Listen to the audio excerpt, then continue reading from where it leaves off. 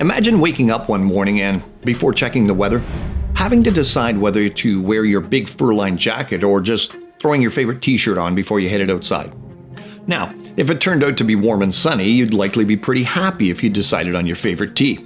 But you'd be a lot less comfortable if you'd discovered there'd been a huge snowstorm overnight, especially if you'd locked yourself out of the house and had to try to tough it out in your t-shirt for the day. Of course, the same could be said if you'd thrown on your heavy jacket and discovered the temperature had shot up to 30 degrees Celsius. But why am I making this point? Well, you probably already figured it out, as it's pretty obvious. Those best outfitted to thrive in specific environments will perform better than those who aren't. Or, to put it another way, certain environmental conditions will favor those best fit to live in them. And although this might seem simplistic, it's directly analogous to a topic we discussed in our last episodes, that of the concept of natural selection, sometimes referred to as survival of the fittest. And as we saw previously, natural selection has been falsely claimed as Charles Darwin's brainchild, as the specific supposed mechanism for the legitimacy of the story of evolution by many official sources.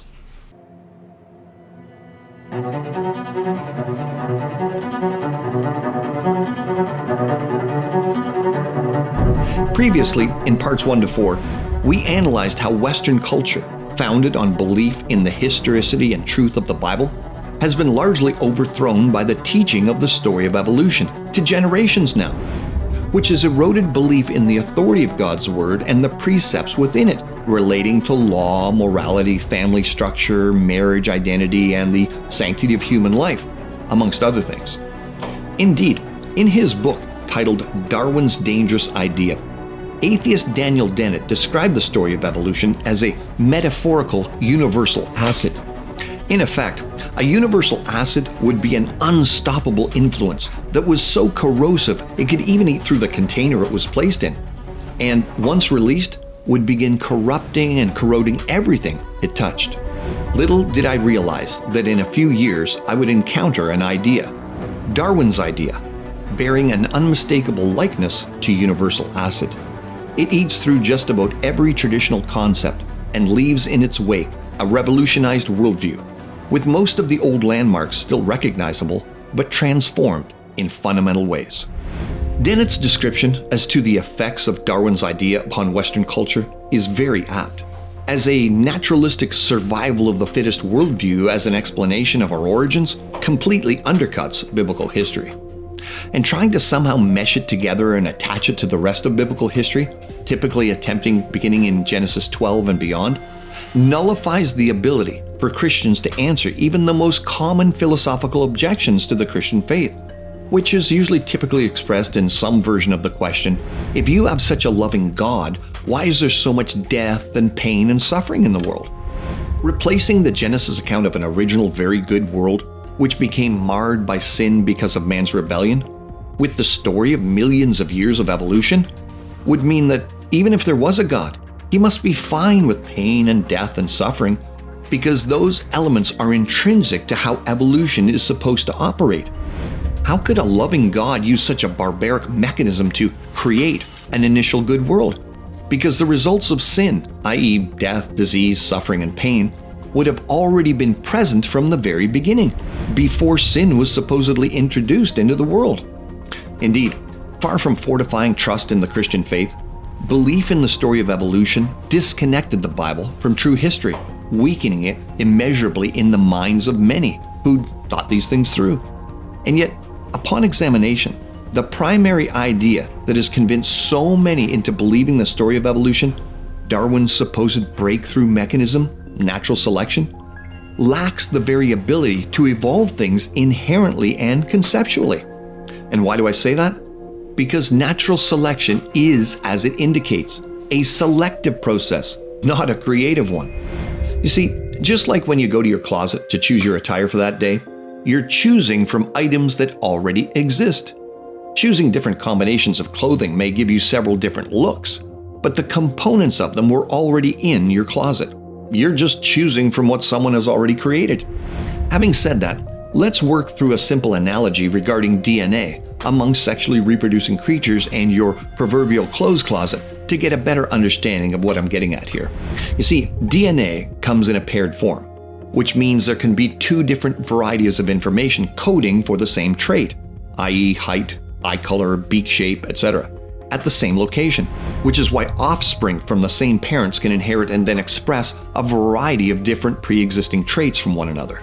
Blue eyes, brown eyes, different hair types, different sizes, more fur or less fur, bigger beaks, smaller beaks, etc., can all be potentially had by different siblings, even though the source of their genetic information, the creature's parents, was the same. So to use my closet analogy, it would be like potentially having two different pairs of socks, two different kinds of pants, shirts, jackets, hats, scarves, etc. in your closet, and then choosing different combinations of them each day, resulting in various styles. But no matter how many different arrangements of the various items you may have can result in unique looking outfits, all you can possibly end up with are a limited recombination and reshuffling of items that already exist. Selecting items from your closet doesn't create new items that never existed before to pop into existence within your wardrobe. i.e., putting on jeans one day and dress pants the next won't cause a wetsuit for scuba diving to magically appear in your closet one morning. And that's always been the Achilles heel of natural selection in regard to the story of evolution, which at its heart requires some way to account for the supposed creation of new forms and functions and features and creatures that never existed before to be able to somehow transform them from one kind of creature to a different kind, like a lizard into a bird, etc., over long periods. Do you remember Erasmus Darwin's ponderings in his poem I quoted from part 3 of this series? Hence, without parent, by spontaneous birth, rise the first specks of animated earth. Here, of course, is the idea of what evolutionists today call chemical evolution, life coming from non-life, which has never been observed and contradicts one of the most established scientific laws. That, of course, is the law of biogenesis. Life has only ever been observed to come from pre-existing life. And for those who, by faith, want to believe that scientific law was somehow broken in the past, which means it wouldn't actually be a scientific law despite all of our observational scientific experimentation contradicting that conclusion, the question is, how exactly would that first life form have assembled itself with no mind guiding the process? And by the way, despite the bluff and bluster from the evolutionary community constantly declaring that they have several theories to explain how they think this or that might have happened, when push comes to shove, evolution-believing scientists such as Professor Paul Davies will admit, how did stupid atoms spontaneously write their own software? Nobody knows. There is no known law of physics able to create information from nothing. Of course, Davies understands that DNA contains copious amounts of genetic information, which codes for the construction, maintenance, and repair of whatever living things being discussed, something Erasmus would have never been aware of. And Davies also understands that coded information has only ever been shown to originate from a mind, not matter. Again, Erasmus didn't know anything about DNA or have a clue as to the mind-blowing complexity even the simplest life forms we observe today have. But back to his musings. Organic life beneath the shoreless waves was born and nursed in ocean's pearly caves.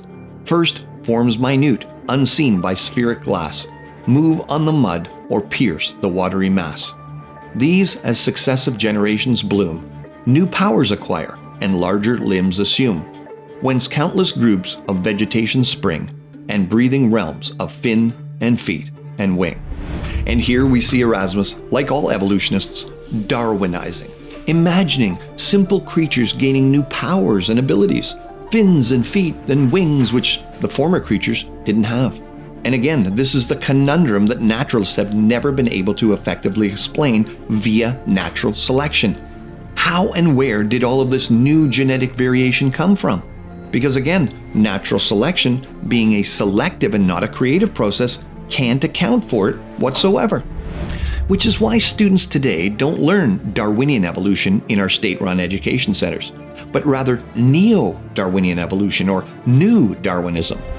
And this version, of course, incorporates the addition of the proposed mechanism of genetic mutation as the driving force that supposedly creates new genetic information for forms and features that natural selection then theoretically weeds out the best of. However, mutations tend to break things. They don't create anything new in the true sense of the word.